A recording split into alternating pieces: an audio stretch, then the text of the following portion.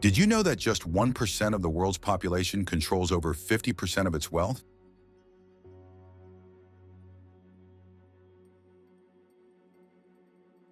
But it's not just about money.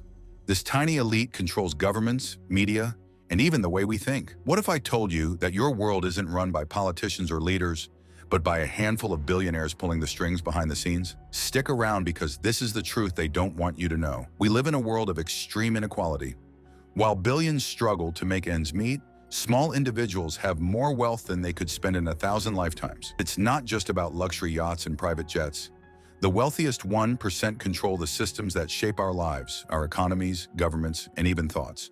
Today, we're diving deep into how the wealthiest 1% control the world. We'll explore the hidden mechanisms of power, the networks of influence, and the shocking truths that have been kept from us. This isn't just a story about money, it's about power, control, and the future of humanity. So let's get started. Think about the world we live in. The cost of living is skyrocketing, wages are stagnant, and the gap between the rich and the poor is more expansive than ever. But here's the question: why is this happening? Why do a handful of people have so much while we struggle to get by? The answer lies in systems designed to concentrate wealth and power in the hands of a few. From tax policies to corporate monopolies, the rules of the game are rigged in favor of the ultra-wealthy. But it's not just about economics. The wealthiest 1% also control the media, the political system, and even how we think.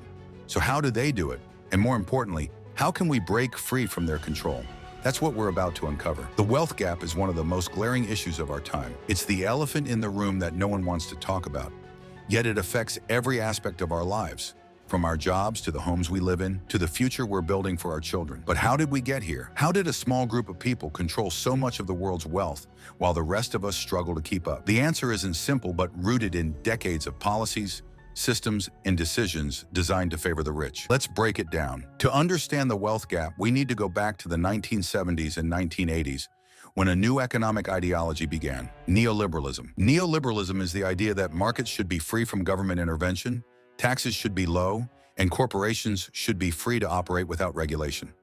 It sounds good in theory, but it's been a disaster for most people in practice.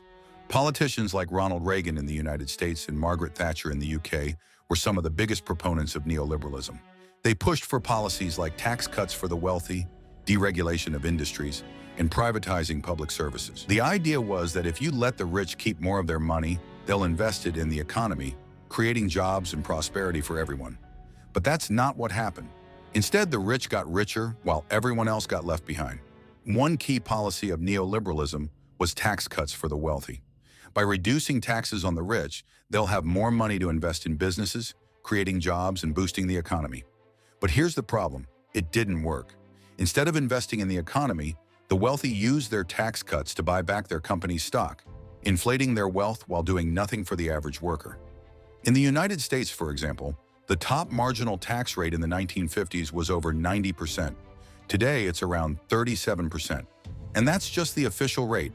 Many billionaires pay an even lower effective tax rate thanks to loopholes in offshore tax havens. The result? A massive transfer of wealth from the middle class to the ultra-wealthy. Another key aspect of neoliberalism was deregulation. If government regulations are removed, businesses can innovate and grow, creating jobs and boosting the economy. But again, that's not what happened. Instead, deregulation allowed corporations to exploit workers, pollute the environment, and engage in risky financial practices that led to economic crises. Take the 2008 financial crisis, for example. It was caused by the deregulation of the banking industry, which allowed banks to engage in risky practices like subprime lending and derivatives trading. When the bubble burst, millions of people lost their homes, their jobs, and their savings. But the bankers who caused the crisis, they walked away with billions in bonuses. Another factor contributing to the wealth gap was the decline of labor unions. Unions were once a powerful force for workers' rights, fighting for fair wages, safe working conditions, and benefits like healthcare and retirement plans. But starting in the 1980s, unions came under attack. Globalization is another factor contributing to the wealth gap. On the surface, globalization seems reasonable. It allows goods, services, and ideas to flow freely across borders, creating opportunities for everyone. But in reality, globalization has been a double-edged sword. While it has created wealth for some, it has also led to the exploitation of workers, the destruction of local industries, and the concentration of wealth in the hands of a few. Take manufacturing, for example. In the past, manufacturing jobs were a pathway to the middle class. However, with globalization's rise, many jobs were outsourced to countries with lower wages and weaker labor laws. The result? Millions of workers in developed countries lost their jobs while corporations profited from cheap labor overseas. Another factor contributing to the wealth gap is the financialization of the economy. Financialization is how the financial sector, banks, hedge funds, and private equity firms, becomes more dominant in the economy. In the past, the economy was driven by producing goods and services, but today it's driven by financial transactions, buying and selling stocks, bonds, derivatives, and other financial instruments. Financialization creates wealth for a small group of people, bankers, investors, and financiers, while doing little for the rest of the economy. Take the stock market, for example. While most of us struggle to save for retirement, the ultra-wealthy use the stock market to grow their fortunes. They buy up companies, manipulate stock prices, and exploit loopholes to avoid taxes. The result? A small group of people controls a disproportionate amount of the world's wealth, leaving the rest behind. Technology is another factor contributing to the wealth gap. On the surface, technology seems reasonable. It creates new industries, jobs, and opportunities. But in reality, technology has also led to the concentration of wealth in the hands of a few. Take the tech industry, for example.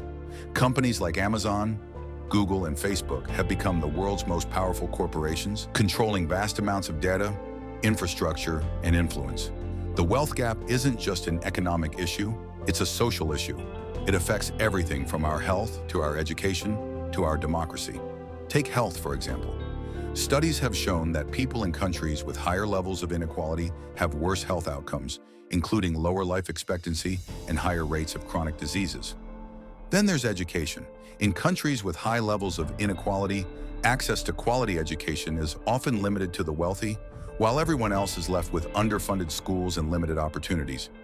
And then there's democracy. When a small group of people control most of the wealth, they also control the political system. They use their money to influence elections, shape policies, and protect their interests, while the rest of us have little say in how our society is run.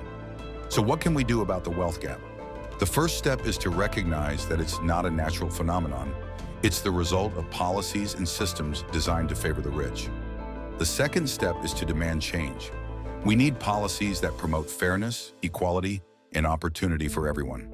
That means higher taxes on the wealthy, stronger regulations on corporations, and more support for workers and unions. But it's not just about policies, but also about changing our thoughts. We must challenge the idea that the rich deserve wealth while the rest deserve to struggle. We must recognize that we're all in this together and that a fairer, more equal society is possible. The media controlling the narrative. The media is one of the most potent tools the 1% use to maintain control over society. It's not just about delivering news or entertainment, it's about shaping how we see the world, think about, and feel. The media controls the narrative, and in doing so, it controls us. But how does this work? How do a handful of billionaires and corporations use the media to manipulate public opinion, advance their agendas, and distract us from real issues? Let's examine the details.